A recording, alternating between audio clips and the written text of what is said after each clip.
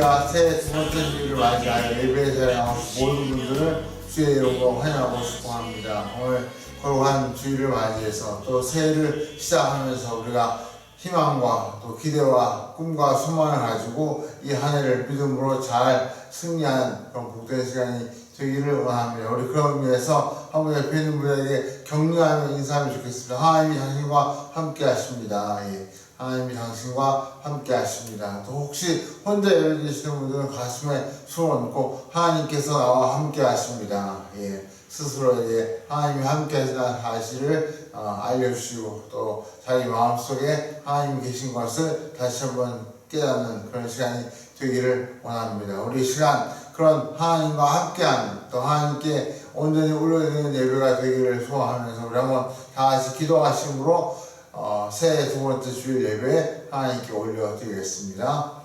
할렐루야. 사랑과 은혜가 풍성하신 아버지 하나님 감사합니다. 귀하고 거룩한 주일을 맞이하여 특별히 새해를 시작하며 두 번째 주일을 맞아 저희가 하나님 앞에 온전히 믿음으로 나아가며 예배드리며 또 하나님과 함께하는 하나님의 임재를 경험하는 예배를 드리기를 원합니다. 우리 예배 가운데 함께하여 주옵시고 또 예배 드리는 그 순간순간마다 하나님께서 우리 마음속에 하나님의 은혜를 부어주시며 또 하나님의 말씀을 들려주시며 또 하나님께서 주신 놀라운 지혜와 능력과 기쁨을 더하여 주옵소서. 그래서 참 힘들고 어려운 세상을 능히 이기고 승리하는 삶을 살 수 있도록 하나님 예배를 통하여 저희를 온전히 세워주시고 또 이왕이면 도시같이 힘있게 날아오르는 귀한 역사가 이 예배를 통해 일어날 수 있도록 함께하여 주시옵소서. 감사와 찬양과 영광을 우리 주님께 올려드리며 살아계신 주 예수 그리스도의 이름으로 간절히 기도하옵나이다. 아멘. 우리 이 시간 마음을 다해서 하나님께 신앙 고백하기를 원합니다. 다같이 사업신경으로 신앙을 고백하겠습니다. 전능하사 천지를 만드신 하나님 아버지를 내가 믿사오며 그 외아들 우리 주 예수 그리스도를 믿사오니 이는 성령으로 잉태하사 동정녀 마리아에게 나시고 본디오 빌라도에게 고난을 받으사 십자가에 못 박혀 죽으시고 장사한 지 사흘 만에 죽은 자 가운데서 다시 살아나시며 하늘에 오르사 전능하신 하나님 우편에 앉아 계시다가 저희로서 산자와 죽은 자를 심판하러 오시리라. 성령을 믿사오며 거룩한 공회와 성도와 서로 고통하는 것과 죄를 사하시는 것과 몸에 사는 것과 영원히 사는 것을 믿사옵나이다. 아멘. 우리 시간 다같이 함께 기쁨으로 찬양 드리기를 원합니다. 우리의 찬양을 통해서 우리의 시단이 그 가사에 고백되어지고 또 그 찬양을 하나님께 기쁘게 하시고 우리에게 더 큰 은혜와 또 능력을 부어주시기를 원합니다. 이 시간 원경의 주님과 함께 우리 하나님께 찬양으로 영광 돌려드리겠습니다. 샬롬. 새해 하나님 복 많이 받으시기 바랍니다. 이 시간 신령과 진정과 감사로 하나님께 찬양 올리기 원합니다. 선하신 목자 찬양이십니다.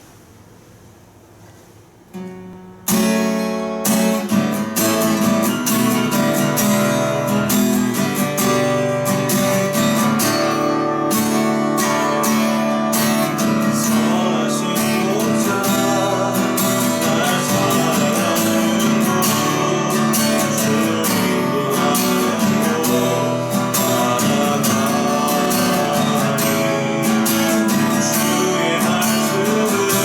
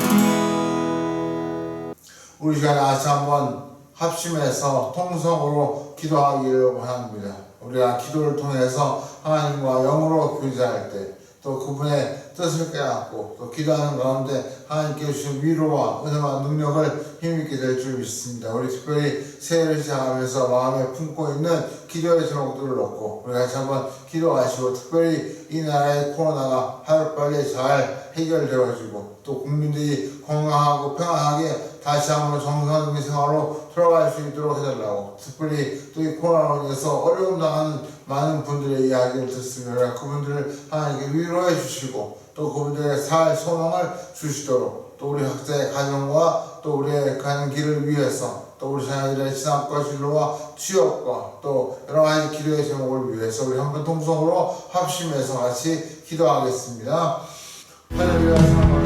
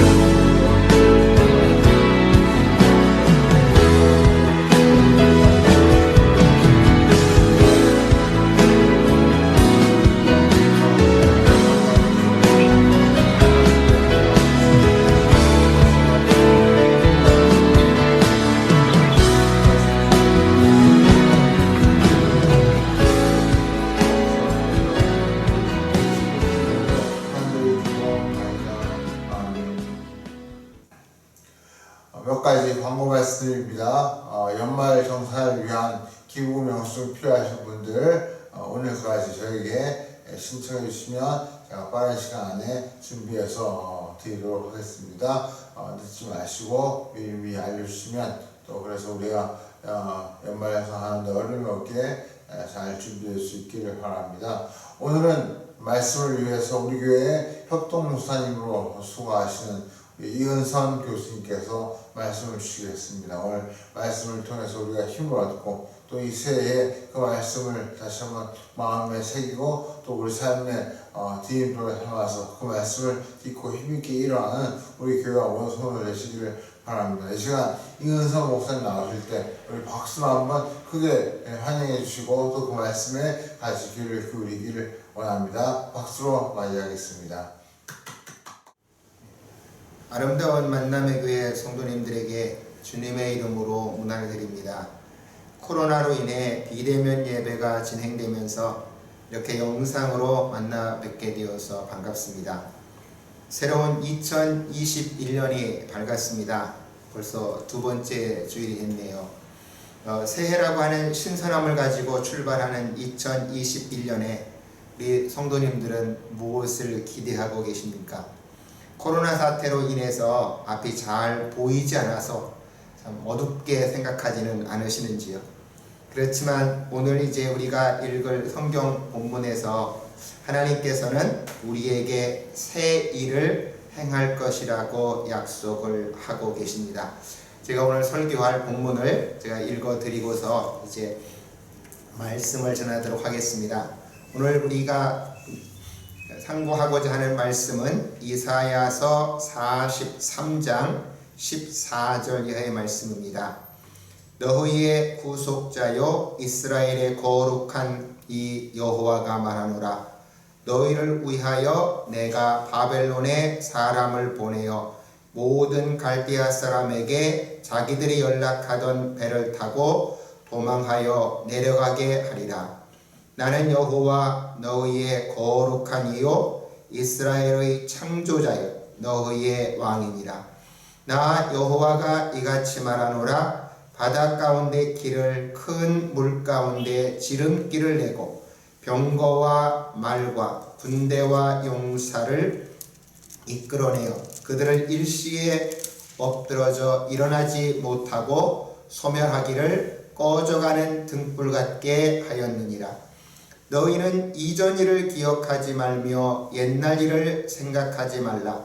보라, 내가 새 일을 행하리니 이제 나타낼 것이라. 너희가 그것을 알지 못하겠느냐? 반드시 내가 광야의 길을 사막의 강을 내리니 장차 들짐승 곧 승냥이와 타조도 나를 존경할 것은 내가 광야의 물을 사막의 강들을 내어 내 백성 나의 택한 자로 마시게 할 것이니라. 이 백성은 내가 나를 위하여 지었나니 나를 찬송하게 하려 함이니라. 오늘 제가 이 본문을 가지고 말씀을 상고하려고 합니다. 바로 이 본문에서 주님께서 말씀하신 것 같이 바로 내가 새 일을 행할 것이다 말씀합니다. 저는 올해를 출발하면서 이 말씀을 저에게 주시는 하나님의 말씀으로 붙잡았습니다.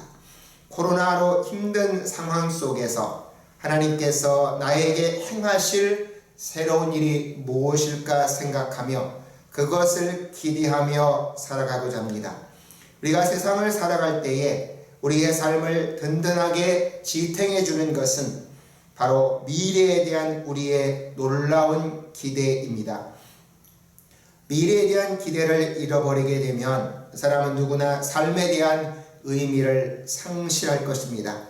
반면에 미래에 대한 소망 속에서 삶에 대한 분명한 의미와 목적을 가진 사람은 어떤 어려운 상황에 처하더라도 그 역경을 넉넉하게 이겨낼 수 있습니다. 우리나라에서 이러한 분명한 기대와 소망을 가지고 나라를 잘 다스린 왕을 생각해 보면 세종대왕을 생각할 수 있을 것입니다. 세종대왕은 우리 성도님들이 너무 잘 아는 대로 조선 왕조를 세우면서 여러 가지 법적인 제도를 만들고 또 고려시대의 역사를 정리해서 고려사라고 하는 책도 편찬을 했고 장영실이라고 하는 어떻게 보면 노비 출신을 등용을 해서 과학도 크게 발전시켰던 인물입니다. 그런데 그 가운데에서 세종대왕이 가장 역점을 뒀던 건 백성들을 사랑해서 한글을 창제하려는 것이었습니다. 우리가 다 아는 대로 그렇게 한글을 창제하려고 했을 때 그 자기가 만들어서 육성을 했던 집현전 학자들마저도 다 반대했습니다. 왜 반대했을까 생각해 보면 어떤 사람들은 중국이라고 하는 나라가 쓰는 한자를 버리고 우리의 고유한 문자를 만드는 게 중국의 비위를 거슬리지 않을까 하는 그런 모화 사상에 젖어 있는 사람들도 있었습니다.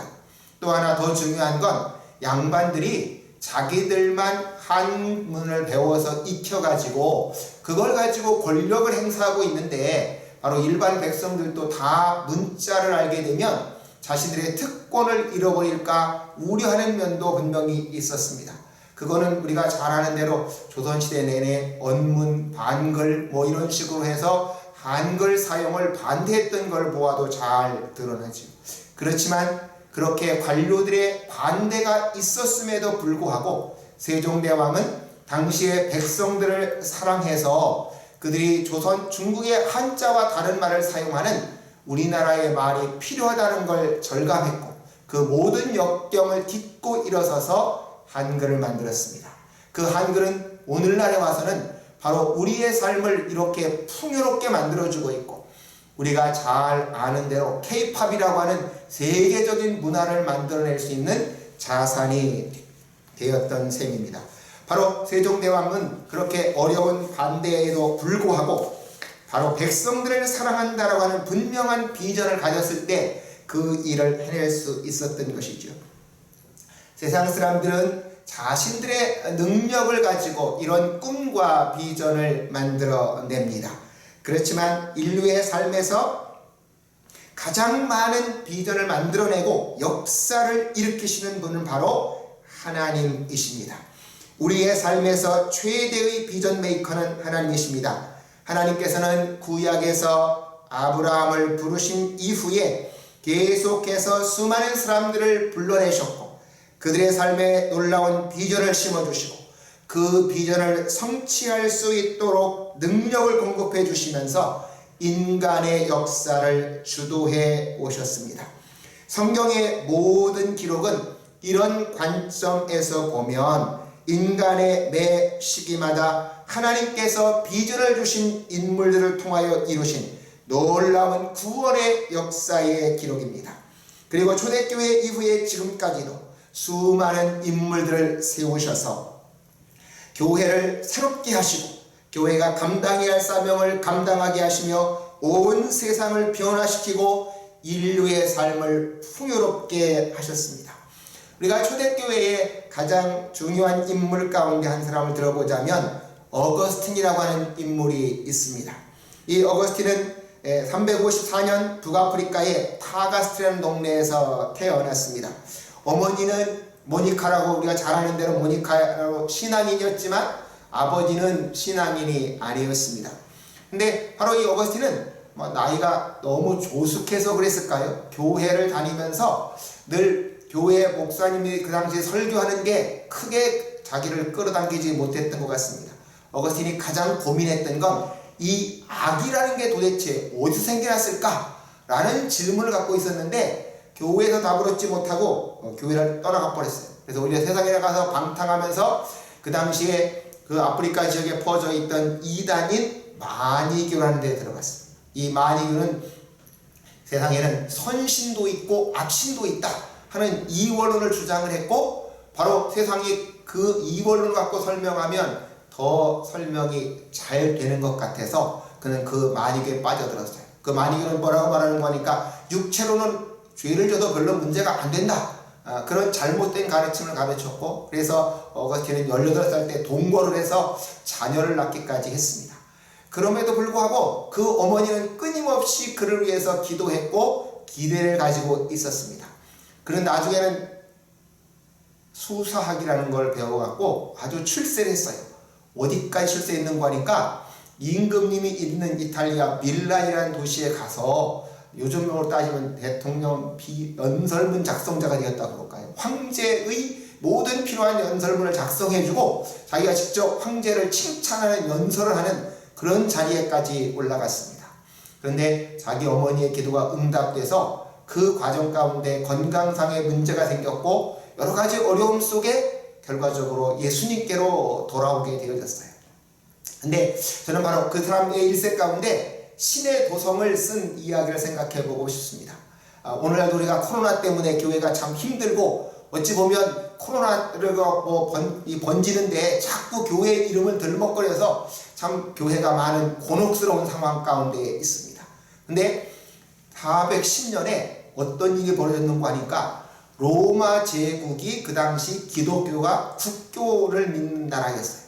기독교를 국교로 정하고 있는 나라인데 그런데 거기에 바로 자기들이 야만족이라고 멸시했던 게르만족이 쳐들어와서 한 열흘 동안 그 로마시를 다 휘젓고 다니면서 완전 황폐화 시켜버렸습니다. 그러니까 로마의 귀족들 가운데에서 예수를 믿지 않는 이교도들이 들고 일어났습니다. 우리가 이렇게 저 게르만족한테도 져서 로마가 다 약탈당하는 것은 우리의 전통신앙을 버리고 예수님을 믿었기 때문에 그렇다. 그러니까 우리는 다시 옛날로 돌아가야 된다. 옛날 우리의 전통신앙을 믿자. 그러면서 뭐라고 하는 거 하니까 우리나라로 따지면 국회의사당이겠죠. 그 당시 로마의 원로원 앞에 만신전이 있었어요. 만신전이라는 건 로마 사람들이 믿는 모든 신을 모아놨던 그런 신전인 셈이죠. 그리고 기독교를 국교로 믿으면서 그 만신전을 없애버렸는데 다시 만신전을 세워갖고 옛날 로마의 전통 종교로 돌아가자는 겁니다. 그러니까 기독교인들이 너무 당황했어요. 야 도대체 왜 우리가 하나님을 믿고 기독교를 굳기로 했는데 이 거대한 로마 제국이 무너지나, 로마 제국이 무너지면 교회는 과연 어디로 가나. 그때 바로 어거스틴이 붓을 들고 책을 쓰기 시작했습니다. 그게 바로 신의 도성이라는 책인데요. 거기에서 바로 어거스틴이 주장하는 내용이 뭔고 하니까 역사는 하나님의 뜻이 이루어지는 과정이라는 거죠. 그래서 뭐 우리가 흔히 히스토리는 히즈 스토리, 하나님의 역사가, 이야기가 전개되어야 하는 과정이다. 거기서 그 다음에 그 하는 말이 로마 제국이 왜 망하냐? 로마 제국이 망하는 것은 하나님을 믿었기 때문에 망한 것이 아니라 로마 제국의 시민들이 타락해서 망한다. 그 당시 로마의 시민들, 귀족 자제들은 다 군대 가기 싫어서 군대를 안 갔고, 결국 군대는 누가 다 갔냐? 아까 자기들이 바로 멸시하던 게르만족을 용병으로 사용해서 그들이 로마의 군대를 담당하고 있었어요. 그러니까 그들이 결국 반란을 일으키니까 그렇게 속수무책으로 당한다는 거죠. 결국 어거스틴이 말하는 게 로마 제국이 망한 건 하나님을 믿기 때문에 망하는 게 아니라 로마 제국의 시민들이 도덕적으로 타락해서 자기들의 의무를 다하지 않기 때문에 그렇다. 기독교인들이 하나님을 신실하게 믿는다면 로마 제국은 망해도 결코 교회는 망하지 않는다. 그는 그렇게 설파했고, 결과적으로 기독교인들의 신앙을 가지고 로마 제국은 망했어도 중세 내내 교회를 세워갈 수 있었습니다. 하나님은 그렇게 위기 때마다 하나님의 교회의 지도자들을 세우셔서 그렇게 역사를 이끌어 가신 것을 볼 수 있습니다. 오늘 바로 우리가 읽은 이 본문에서도 어찌 보면 이스라엘 백성들이 바벨론에 지금 포로로 끌려와 있는 상황인 것이죠. 바로 그 포로로 끌려와 있는 상황 가운데에서 바로 그 이스라엘 사람들에게 하나님께서 다시 한번 소망을 심어주시기 위해서 이 말씀을 하고 계십니다. 오늘 바로 그들에게 소망을 심어주시기 위해서 하나님께서 하시는 말씀이 첫 번째, 너희가 나를 누구라고 인식해야 하느냐는 것이죠. 오늘날 우리가 지금들이 코로나 상황 가운데 어렵고 여러 가지 역경이 다가옵니다. 그런 속에서 내가 믿는 하나님은 과연 어떤 하나님이냐 하는 것이죠. 바로 오늘 우리가 읽은 본문 14절에 보면 하나님께서 자기를 이렇게 소개하고 있습니다. 너희의 구속자여 이스라엘의 거룩한 이 여호와가 말하노라. 너희를 위하여 내가 바벨론에 사람을 보내어 모든 갈대아 사람에게 자기들이 연락하던 배를 타고 도망하여 내려가게 하리라. 나는 여호와 너희의 거룩한 이요 이스라엘의 창조자요 너희의 왕이니라. 하나님께서 이스라엘 백성들에게 내가 앞으로 새 일을 행할 거다 하기 전에 자기를 소개하는 겁니다. 내가 과연 너희들에게 그렇게 새로운 소망과 비전을 말하는데 내가 그런 비전과 소망, 약속을 말할 수 있는 자격과 능력이 되는 사람이냐, 참 되는 존재인가? 라고 하는 것이죠. 하나님께서는 바로 내가 너희에게 그렇게 말할 수 있는 신인, 참다운 하나님이신 것은 왜 그러냐? 바로 내가 너희를 창조한 자다. 그리고 너희의 구속자이시고 너희의 거룩한 분이고 너희를 바로 다스리시는 왕이라고 말씀하고 있습니다. 하나님께서 결과적으로 우리를 창조하셨기 때문에 하나님은 창조하신 자로서 자신이 창조한 목적을 알고 있고 그 창조 목적으로 끌고 가실 수 있는 능력을 갖고 계신다는 것이죠. 그래서 이스라엘아, 바로 나는 너희의 창조자다. 내가 너희를 창조했는데 그 다음에 너희들이 범죄해서 잘못된 길로 갔을 때 나 거룩한 여호와는 죄와는 함께 있을 수가 없어서 너희를 건져내서 구원한 구원자시라는 것이죠. 그래서 나는 바로 너희의 거룩한 자이고 너희를 건져낸 구원자이시고 그렇게 구원해내신 후에 죄에서 구원했을 뿐만 아니라 그들의 인생에 바로 광야길을 지나올 때 그런 모든 시련과 역경 가운데서 건져낸 구원자이시라는 겁니다. 그렇게 구원해신 후에 바로 하나님은 바로 그들을 다스리시는 왕으로서 통치하고 계신다라고 말씀하고 있습니다. 그래서 나는 바로 너희를 그렇게 창조하신 자이고 구원해내신 거룩한 자이시면서 왕으로 통치하는 분이셔서 너희들에게 그렇게 비전을 줄 수 있고 너희의 삶을 그 창조 목적, 구원의 목적을 향해서 이끌어 가실 수 있는 분이라고 말씀하고 계십니다. 바로 오늘날 이 어려운 가운데에서도 우리의 삶이 어디를 향해서 가느냐 라고 질문할 때 바로 우리는 하나님께서 우리의 창조주이시고 우리들과 함께 하시는 거룩한 하나님이시며 우리의 구속자로서 우리의 삶을 다스리시는 왕이라고 하는 것을 분명하게 믿어야 하겠습니다. 하나님께서 우리를 그렇게 창조하셔서 우리를 창조 목적대로 끌고 갈 것이기 때문에 코로나의 상황이 아무리 힘들고 우리 앞에 안개같이 보이는 것이 없어도 그것을 뚫고 가시는 분은 하나님이시라고 하는 것이죠. 그러므로 우리는 그렇게 하나님을 신뢰하고 하나님을 붙들고 나가야 되겠습니다. 잠언 16장 9절에 사람이 마음으로 무엇을 계획하더라도 그 걸음을 인도하시는 분은 하나님이시라고 말씀을 하고 있습니다. 하나님께서 모든 것을 계획하시고 이끌어 가시기 때문에 하나님은 우리의 창조 목적과 구속의 목적을 향해서 끊임없이 가실 겁니다.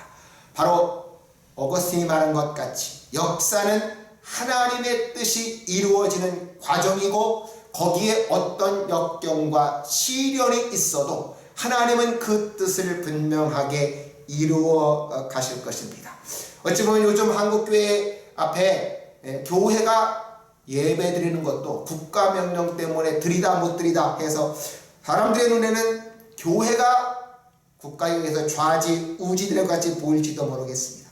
그럼에도 불구하고 한국교회를 붙들고 계시는 분은 하나님이시고 우리가 믿는 바로 모인 이 아름다운 만남의 교회도 그 촛대를 하나님이 붙들고 계십니다. 우리 교회를 세우시고 우리 교회를 통해서 그 목적을 성취하시기 위해서 우리를 구속하신 하나님은 바로 이 교회와 이 나라와 온 세계를 다스리는 왕으로서 자신의 그 구속 목적을 온전하게 이루어 가실 것입니다. 그러므로 우리들은 우리 자신과 한국교회 앞날을 바라보면서 하나님의 인도하시는 섭리의 손길을 기대와 소망을 가지고 바라보아야 하겠습니다. 하나님은 그렇게 자기를 먼저 소개하신 후에 하시는 말씀이 내가 과거에 어떤 일을 했는가를 말씀하고 있습니다. 내가 너희를 창조했고 너희를 구속했고 거룩한 하나님으로 너희를 다스린다 라고 말씀하신 후에 과연 그럼 내가 과거 역사 가운데 어떤 일을 했느냐 하는 것이죠. 바로 지금 자신들이 바벨론의 포로로 끌려와 있는 상황인데 과연 우리는 이 바벨론 포로 상황을 벗어나서 이스라엘로 돌아갈 수 있을까 하는 사람들에게 하나님은 말씀합니다. 바로 이스라엘 백성들에게 하시는 말씀이 내가 결과적으로 너희를 어떻게 이끌어냈는가 하는 것을 16절에 말하고 있습니다. 나 여호와가 이같이 말하노라 바다 가운데의 길을 큰 물 가운데에 지름길을 내고 병거와 말과 군대의 용사를 이끌어내어 그들을 일시에 엎드러져 일어나지 못하기를 소멸하기를 꺼져가는 등불 같게 하였느니라. 바로 하나님께서 출애굽하실 때에 바로 애굽의 군대를 어떻게 다 멸망시키셨는지를 말씀하고 있습니다. 바로 하나님께서 말씀할 때에 앞에는 홍해바다가 다 가로막고 있고 뒤에 애굽의 군대가 쫓아올 때에 출애굽기 14장 13절에서 말씀합니다. 너희는 가만히 서서 오늘날 여호와께서 너희를 위하여 싸우시는 것을 보라.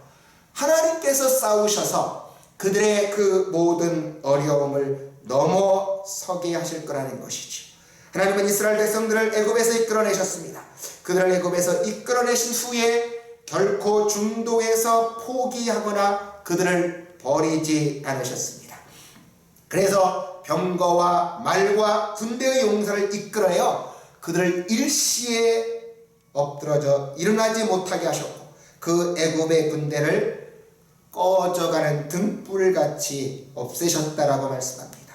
하나님이 이스라엘 백성들, 지금 바벨론의 포로로 끌려와 있는 그들에게 너희가 다시 조국으로 돌아갈 것이라고 말씀하시면서 내가 과거에 이렇게 너희를 구원했다 말씀합니다. 근데 그 다음 절에 그렇게 말해요. 너희는 이전 일을 기억하지 말며 옛날 일을 생각하지 말라. 왜 과거에 그런 구원의 일을 말씀하시고 이렇게 말씀하실까요? 사람들이 지금 자기가 너무나 어려운 상황 가운데에서 과거에 하나님의 그 위대한 일은 기억하지만 지금 그 일이 일어날 것이라고 기대하지 못하는 과거 중심적인 사고에 매여서는 안 되겠다는 것이죠. 하나님께서 과거에 그렇게 역사하셨다면 그것이 과거의 추억의 일로 남아있는 것이 아니라 지금 여기서 하나님께서 그 일을 행하실 것을 믿고 지금 역사하시는 하나님을 기대하라는 의미에서 그 과거 일만 기억하고 있지 말라고 말씀하십니다. 그래서 보라 내가 새 일을 행하리니 이제 나타낼 것이다. 너희가 그것을 알지 못하겠느냐? 반드시 내가 광야의 길을 사막의 강을 내리니 장차 들짐승 곧 승냥이와 타조도 나를 존경할 것은 광야의 물을 사막의 강들을 내어 내 백성 내가 택한 자로 마시게 할 것입니다 말씀합니다. 하나님께서 이제 바로 이 바벨론의 포로로 끌려와 있는 그들에게 하시는 말씀이 내가 새 일을 행할 것이다 말씀합니다. 하나님께서 그들에게 새로운 일을 행하시는데 얼마나 확실하게 하시겠는가라고 하는 것이죠. 새로운 일이 시작됐는지 알 수도 없게 그렇게 희미하게 시작되는 것이 아니라 하나님은 반드시 누구나 확실하게 보고 알 수 있도록 그 일을 행하시겠다는 겁니다. 어떻게 행하냐? 내가 광야의 길을 사막의 강을 내겠다. 여러분 광야길을 우리가 가끔 아마 이스라엘 땅에 가보신 분은 가봤을 것 같아요. 근데 그렇게 사막에 끝없이 사막만 펼쳐져 있어서 길이 없어서 가는 게 가장 어렵다라고 말합니다. 그런데 특별히 더군다나 바람이 불면 있던 길마저도 다 없어져 버린다고 해요. 우리가 겨울에 산에 갑자기 올라갔다가 산에 모든 흰눈이 덮여버리면 길을 잃어버려서 실종당하는 것과 똑같은 상황이 되어지겠죠. 그렇게 길이 없어서 가기 가장 어려운 사막에 하나님께서 길을 내셔서 안전하게 걸어갈 수 있는 것 같이 그 사막을 걸어가면서 제일 힘든 게 물이 없어서 목마른 것인데 하나님께서 거기 강물이 흘러가도록 거기에서 그래서 물을 충분하게 마실 수 있도록 인도해서 그들이 이스라엘 땅으로 돌아가게 하시겠다는 겁니다. 우리가 출애굽 과정을 생각해 보면 무리바 반석에서 가끔씩 물 나오게 했어도 강물이 흘러가는 역사는 일어나지 않았어요. 근데 하나님은 이렇게 강물이 흘러갈 정도의 역사를 이렇게 했다. 물론 우리가 이 예언은 궁극적으로는 예수님 당시에 오셔서 성취되는 얘기겠죠. 예수님께서 나를 믿는 자는 그 배에서 생수의 강이 흘러날 거다. 그래서 성령께서 오셔서 일으키는 역사를 상징한다고 말할 수 있겠습니다. 하나님은 그렇게 놀라운 일을 일으키시면서 그들을 이끌어 가시겠다는 것이죠. 바로 우리가 새해가 시작되면서 이 새 일을 행하실 하나님을 기대하면서 가자 하는 것입니다. 네, 저는 이 새 일을 기대하면서 과연 새로움이라는 것이 어떻게 나타날 수 있을까 좀 생각해 보고 싶습니다. 우리가 시간을 생각할 때 물리적인 시간을 생각해 볼 수 있죠. 바로 지금 우리가 2021년 오늘 이제 1월 10일인가요? 1월 10일 주일이 지금 돼서 우리가 예배를 드리고 있습니다. 시간은 우리가 송구영신 예배 드릴 때 본 것 같이 카운트다운을 해서 제로까지 딱 오면 2021년 1월 1일이 시작되는 물리적 시간이 다가옵니다. 근데 어거스틴은 유명한 얘기를 했어요. 사람에게 정말 중요한 시간은 뭔고 하니까 마음에서 생각하는 심리적 시간이라는 것이죠. 시간이 뭘까? 어거스틴이 그런 얘기를 했어요. 사람들이 시간이 뭔지 나한테 묻지 않으면 내가 시간이 뭔지 알 것 같은데 시간이 뭔가요? 물으면 참 대답하기가 쉽지 않다. 그러면서 그가 나중에 이렇게 정리를 했습니다. 시간이라고 하는 것은 내가 현재 기억하는 마음속의 시간이 진짜 시간이다. 과거가 여러분에게 어떻게 남아있겠습니까? 물리적으로는 2020년 1월부터 12월까지 잴 수가 있겠죠. 근데 여러분의 마음속에서 만약에 2020년을 다 통째로 망각했다면 2020년은 사라진다는 거죠. 우리가 결국 과거를 잊어버리면 나에게 과거는 없는 시간이 되는 겁니다. 여러분, 미래에 대해서는 어떤가요? 미래에 대해서 어거스틴은 기대하는 시간이라고 했어요. 기대하는 게 없으면 그냥 미래는 다가올 뿐이라는 것이죠. 아마 내일 내가 사랑하는 애인을 만나는 사람이면 오늘부터 내일을 기다리면서 가슴이 뛰고 행복이 있겠죠. 내일 정말 내 시험 결과가 나오면 그 시험 발표 시간을 가슴 두근대며 기다릴 겁니다. 근데 내일이 돼도 아무 기대가 없는 사람은 내일이 오는지 해가 떴는지 아무런 기대가 없다는 거죠. 그래서 기대하지 않으면 미래는 없다는 거예요. 현재는 뭐냐? 현재는 그가 말하는 직관하는 순간이라는 거예요. 좀 어려운 말이죠. 근데 무슨 얘기인가 하면 그것도 생각하는 순간이 되어야 된다는 거죠. 지금 시간이 가는데 뭐 우리가 흔히 하는 말로 멍 때리고 있다. 아무런 물론 휴식할 때는 그런 것이 필요하겠지만 멍 때리고 있으면 시간은 계속 흘러가지만 나에게 아무런 의미가 없다는 겁니다. 새로운 해 2021년이 새해가 돼서 새로운 일이 시작되려면 내가 2020년을 내 마음속에서 잘 정리하고 그리고 2021년에 어떤 일이 펼쳐질 건가를 마음속에서 기대하면서 지금 이 순간 나는 뭘 할 것인가를 끊임없이 생각을 해야 그 일이 이루어질 수 있다는 거죠.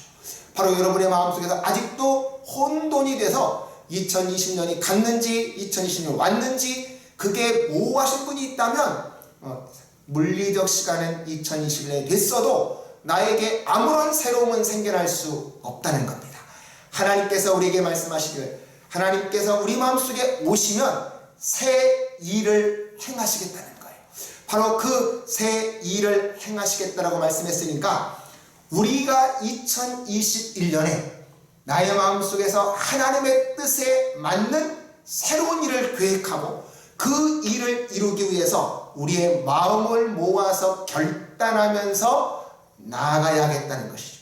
정말 내가 새해가 돼서 우리가 성경을 한 장을 읽겠다 결심을 했으면 그 성경 한 장 읽는 일을 하루에 30분 내가 기도하겠다 결심을 했으면 그 30분의 기도하는 일에서 그리고 하루에 한 가지씩은 내가 감사하는 일을 일기장에 적어보겠다 결심했으면 그 일을 꾸준하게 시행을 해보면서 그 일을 통해서 하나님이 나에게 어떤 새로운 일을 행하시는지 우리가 체험해 보자는 것입니다. 우리가 새로운 일을 시작했을 때 하나님은 그 빌립보서 1장 6절의 말씀 빌립보 1장 6절에서 바울은 그렇게 말합니다. 너희 속에서 선한 일을 시작하신 이가 그리스도의 날까지 이루실 줄로 확신한다는 거예요. 하나님께서는 우리 속에 새로운 일을 시작하셔서 우리가 그 하나님을 믿고 끝까지 의지하고 가면 주님께서 이루실 수 있도록 끝까지 역사하신다는 거죠. 바로 빌립보서 2장 13절에는 그렇게 또 말씀했어요. 너희 속에서 소원을 두고 행하시는 일은 하나님이시라는 겁니다. 우리 속에서 정말 하나님의 뜻에 맞는 소원이 일어난다면 그 소원을 누가 일으키시냐? 하나님께서 일으키시다는 거다.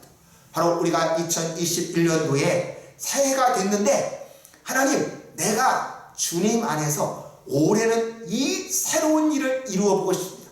주님의 뜻을 이루어 바로 여러분 마음속에 우리가 거룩한 부담이라고 늘 말을 했어요. 그렇게 거룩한 부담으로 하나님 정말 이것은 내가 꼭 해야만 될 것 같습니다. 그래서 저도 생각을 했어요. 이제 올해가 되면서 좀 뭔가 새로운 일 해볼 수 없을까? 그러다가 저한테 늘 그 메일을 보내는 분이 한 분 있어요. 자기가 탈북자 이 청소년들을 돕는 그 학교 교장 선생님이에요. 저희 학교 그 동창이던데 어쨌든지간에 날마다 그게 와요. 그래서 제가 올해는 결심을 했습니다. 자, 북한에 있는 탈북자들을 기독교적으로 훈련시켜서 이들이 언젠가는 북한에 가서 복음을 전한 일꾼으로 키우는 나도 한번 같이 동참하자. 그래서 물질적으로도 후원하고 그들을 위해서 끊임없이 기도해주고 그러면서 그 일을 통해서 또 하나님께서 무슨 일을 행하시는지 기대하면서 가보자. 저희 학교도 우리 성도님 여러 번 하셨지만 어려운 일들이 많이 있습니다. 그럼에도 불구하고 저는 끝까지 기대하는 것, 하나님이 다시 한번 우리 학교의 역사를 바꾸셔서 안양대학교를 기독교 대학으로 확실하게 세워줄 거라고 믿고 흔들리지 말고 가보자는 것이죠.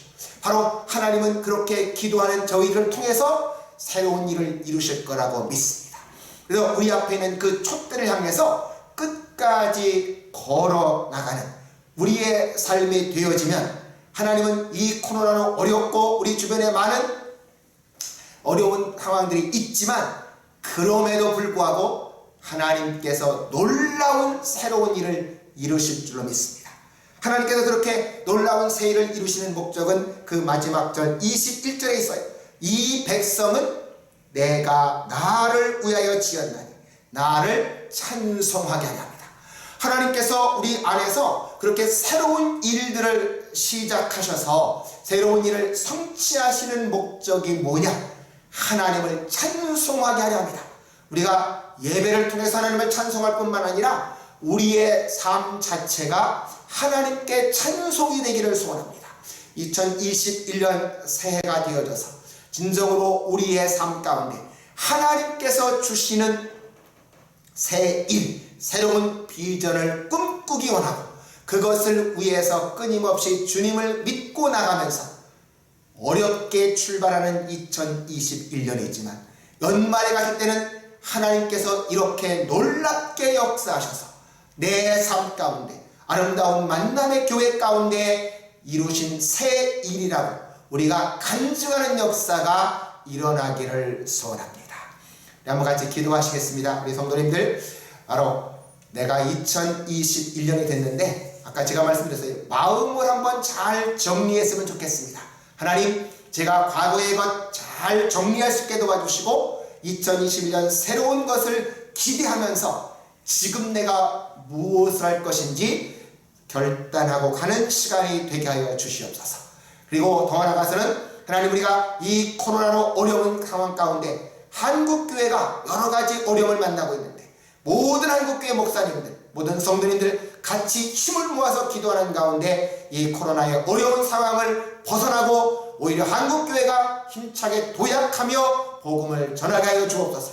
더 나아가서는 하나님, 우리가 기도할 때 저 북한 땅에도 복음의 문이 열려지게 도와주시고 해외에 나가 있는 3만 명의 선교사들이 힘차게 복음을 증거해서 한국이 세계의 복음을 전하는 제사장 나라가 되게 하여 주옵소서. 한번 같이 기도하시고 마치고 제가 축도함으로 예배를 마치도록 하겠습니다. 한번 같이 기도하겠습니다. 하나님 아버지,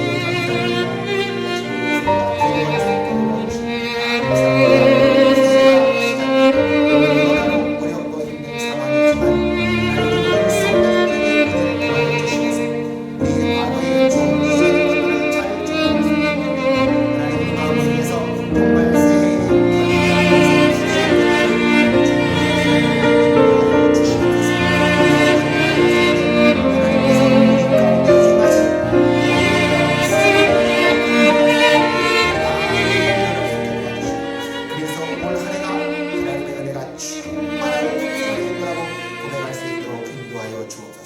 하나님, 한국교회가 코로나 상황으로 너무나 어렵고 힘든 상황 가운데 있습니다. 모든 목회자들을 붙들어 주시고 모든 성도를 붙잡아 주시어서 이 시련 가운데 신앙이 무너지는 사람들 없게 도와주시고 오히려 이 가운데 하나님을 의지하고 나아감으로 승리의 역사가 일어나게 도와주시옵소서. 하나님, 한국교회에 3만 명의 해외 선교사님이 나가 있습니다. 하나님, 그 선교사님들을 기억해 주시고 인도해 주시고 정말 전 세계 코로나로 어려운 교회들마다 주께서 은혜를 베풀어 주셔서 이 상황을 우리가 믿음으로 이기게 도와주시고 하나님이 살아계심을 만민에게 증거하는 역전의 역사가 일어날 수 있도록 은혜를 베풀어 주시옵소서. 감사드립니다. 예수님의 이름으로 기도합니다. 아멘. 이제는 우리 주 예수 그리스도의 무한하신 은혜와 하나님 아버지의 극진하신 사랑과 성령의 내주 충만 교통하시니 하나님께서 행하실 새 일을 기대하면서 우리들의 마음도 새롭게 준비하여 2021년을 승리하기를 소원하는 아름다운 만남의 교회 모든 성도님들과 하시는 생업과 교회와 이 나라와 민족 위에 이제로부터 영원토록 함께 있을지어다. 인도하시네